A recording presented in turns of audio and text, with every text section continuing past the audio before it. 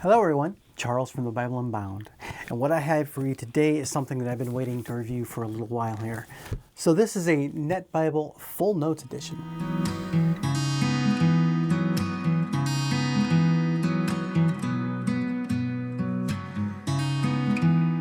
Now I wanted to add one of these Net Bibles to my collection. So this is a New English Translation from Thomas Nelson. So this is the Full Notes Edition. So this is kind of a study Bible on its own, even though it's not necessarily designed to be a study Bible, because they go through in the Full Notes Edition and show you each of the times that they made a change and why they made a change. So in a way, this kind of helps you understand why something might have been phrased the way it is. Kind of like on the word for word and thought for thought range, you kind of have to trust translators, and this shows you why they made these specific choices. And as we take a look at this is a gray cloth overboard. Has a nice small slip cover, which I'm going to finally take off. So I got this. This is a cloth overboard hardcover because it's mainly going to be on my shelf. I'm not probably going to be handling it a whole lot as far as a day-to-day handle. So a hardcover works very well in that instance because you can stack them vertically and they hold up very well. Most of the cloth overboards from the old type of Bibles and old type of books that I had really hold up well. I like the coloring on this, and this is a thick Bible. Just so you know, the Full Notes version is almost 3 inches thick. It is a big boy. So, and we'll go into this. It just has Net Bible, Full Notes Edition, and 1, 2, 3, 4, like hubs on here that are these nice embossed hubs with that gilding. Very nice. It comes with 2 ribbons, a gold and a red. So we get into this. It has a dedication page. Doesn't slide very well, which is good. Paste down, Holy Bible, New English Translation. Basic Old Testament, New Testament. List of the principles of translation in the back.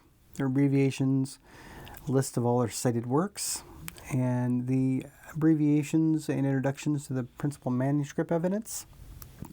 So they do such a good job of explaining where and how they did the translation, what materials they used, which version of the text they use. So you can really, dive into it and feel confident of the choices that they made.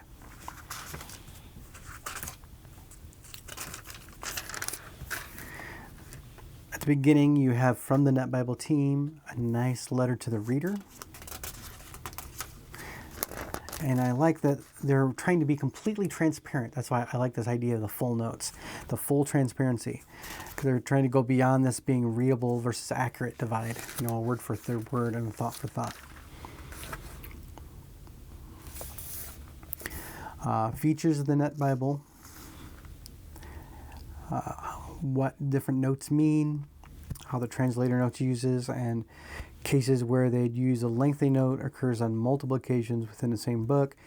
The note will only be given once, and then a reference back to that note from a different place. So it kind of saves on space because even with that, this is a pretty thick book.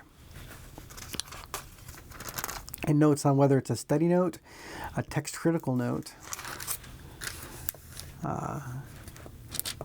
So there is, what is this? A little indication of whether this is the Greek New Testament or the Nestle Aland 20th edition. Presentation notes, textual basis notes of which textual basis they use. List of their full translation team. And as we get into the Old Testament, I'm trying to straighten this up and it doesn't want to move. That's very nice. It's very sticky. I like it. Going into the Old Testament. And then as we go into this, you'll see why some people think this is like a study Bible in itself. Because as I turn this page, you'll see the very first book of Genesis. You have verse 1 and verse 2. That's the only thing in the top of this page. The rest of this page is nothing but the translation notes. Notes on why they chose each word, each part of this phrase, and different study notes based upon it. They go into such great detail. This is very good. So my wife is into verse mapping, and sometimes the specific word makes a difference in why they actually chose this. And this will help you, see that word, and it might lead you back to the actual different word from a Strong's listing to do some more deep dive as to why they chose this word.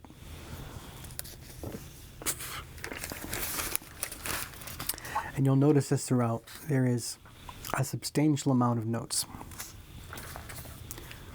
I like their system when they go through here, and the numbering, lettering A, B, C, D, E, F, G, H, I, J, all the way down the list.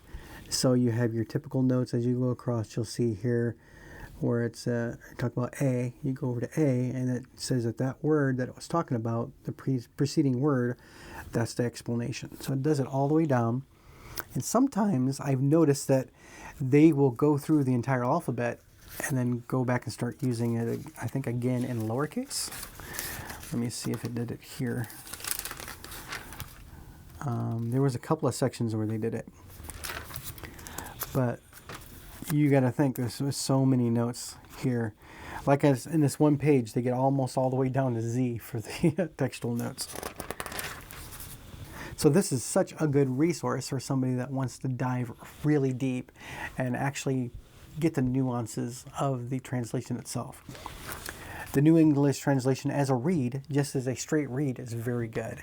Now, a Bible like this is kind of hard to read the text straight through.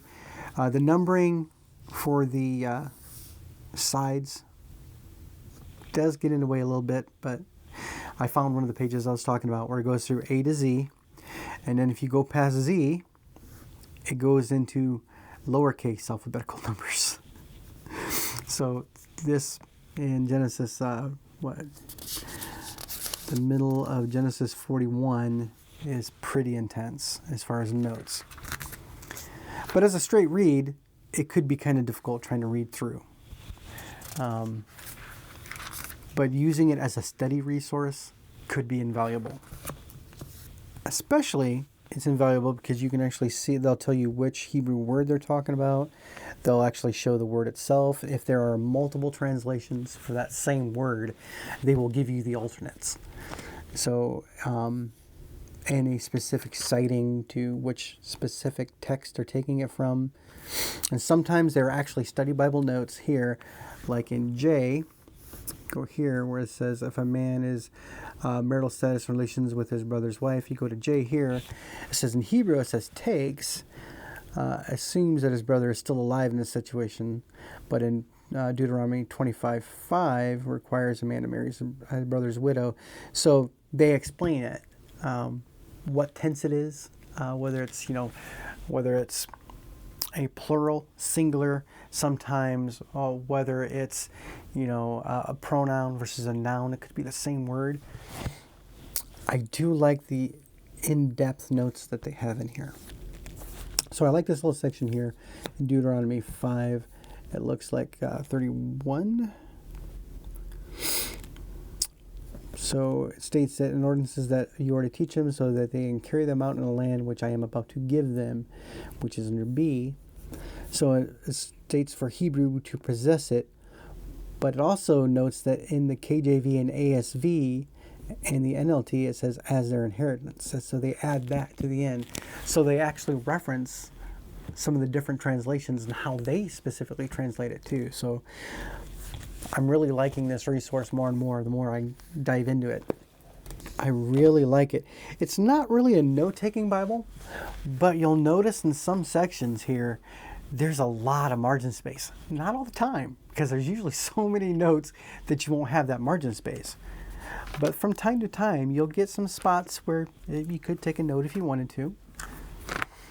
And the Psalms and Proverbs, I mean, there is just so much here.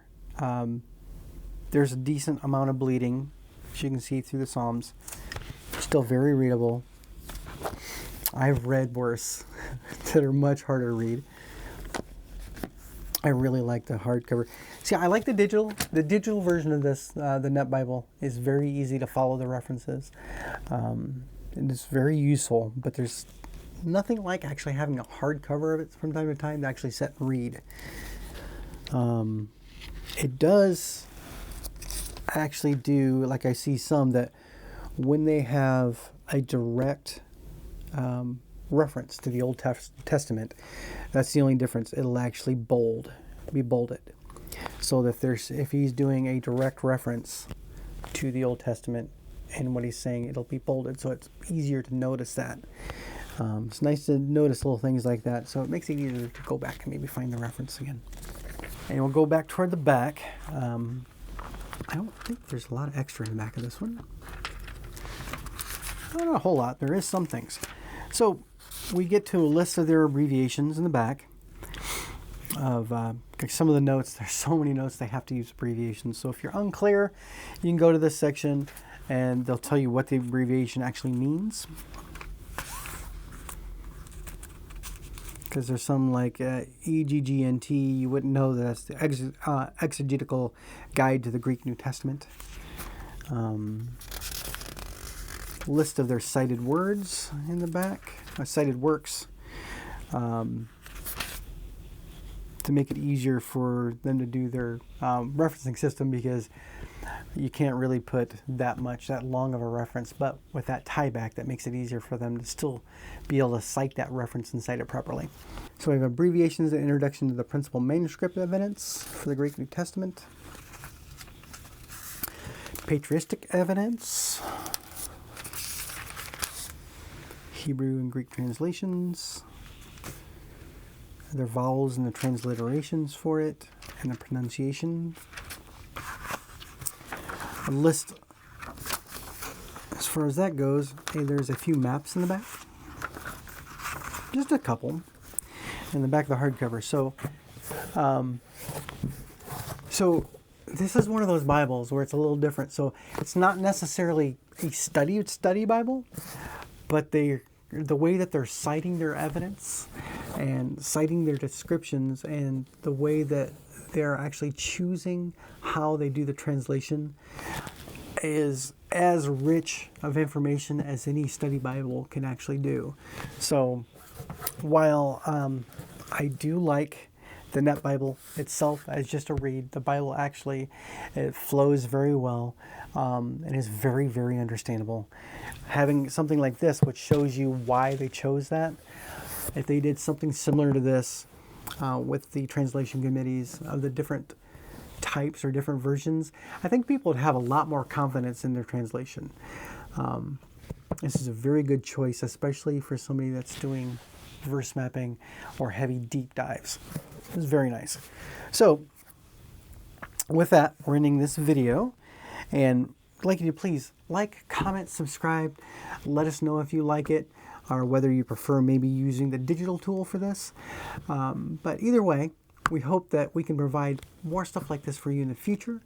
So, let us know how we're doing, and we hope to see you again in a video in the future.